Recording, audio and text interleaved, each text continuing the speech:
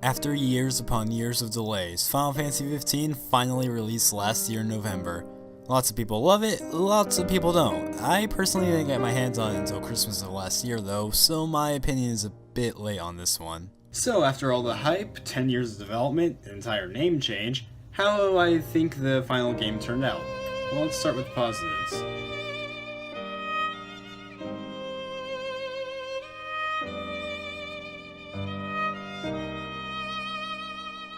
Final Fantasy 15 is a story of taking back what was stolen from you. You play as Noctis Lucis Salami, the Prince of Insomnia and son of King Regis. At the start of the game, he and his best friends Prompto, Gladio, and Ignis are on their way to the Kingdom of Altissia, where Noctis is to be wed Lady Lunafreya, the Oracle of the world of Final Fantasy 15. The Oracle's job is to keep the balance of Eos, the world that our characters live in, and to communicate with the gods of their world, or as we know them as, Somnus, Ifrit, Bahamut, Shiva, and such. Back to the start of the game, however, Noctis and co are pushing their broken down car down the road to Altissia and are conversing with one another before showing the title of the game. This section I really like. It shows the connections between the four main heroes and lets you know at the start that they've been together for a very long time. To avoid spoilers, I'm not going to go much more into the story, however, I will say that the story is very good for what it is. It got me emotionally connected to at least the four main protagonists. The combat is also good. It's kind of like a mix between hack and slash and Kingdom Hearts. It's definitely more action oriented than previous Final Fantasy games. There are no turn-based battles, there's no ATB gauge, there's no vanilla, thank god I hate her! It's definitely better than the combat from episode Duscae, a demo released alongside Final Fantasy Type 0 HD. However, I do wish that they kept in techniques that you could use on command and earned. Without them, chaining together cool looking combos, while certainly possible, is much harder than in episode Duscae.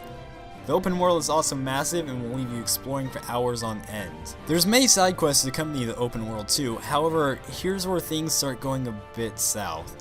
You see, almost all the side quests are literal fetch quests, with no unique characters and no variation. Sure, there's the occasional variation where you kill Behemoth or the massive Adamantoids, but those quests are few and far between, and while I praised the story earlier, the end has one particular part that I absolutely fucking hate. I'm just gonna put up a spoiler warning here, so those of you who don't want spoilers, click to this section of the video. Fuck Chapter 13. Seriously. This is one of the worst things I've ever experienced in the game.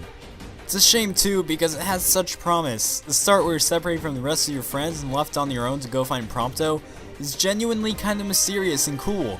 Putting on that ring for the first time and seeing Noctis struggle with his power is also genuinely cool.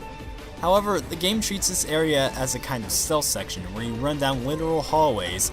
Have flashbacks to Final Fantasy 13, great. The stealth section could have worked, and the game shows that it can pull off stealth sections okay, as evidenced by parts of the game where you infiltrate Imperial bases, as you warp kill soldiers and sneak your way to whatever objective you have. But the stealth section for Chapter 13 is completely fucked, and it's much easier and faster to just charge through with your ring and wholly kill every enemy. No enemy in this section poses any threat because simply dodging will deal damage to the enemies that attack you, on top of restoring MP that you've lost.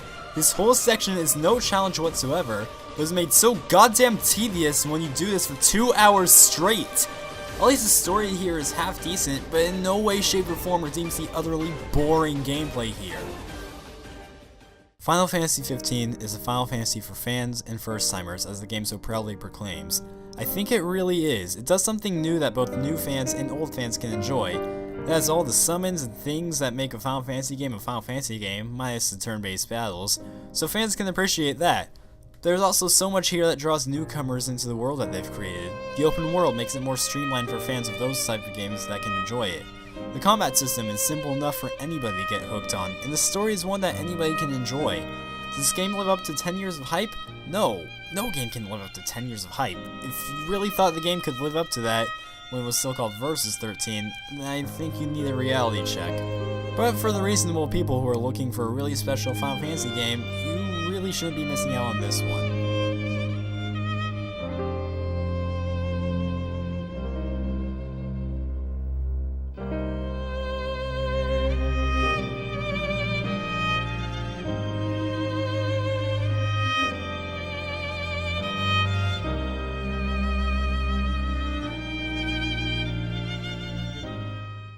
I've come up with a new recipe.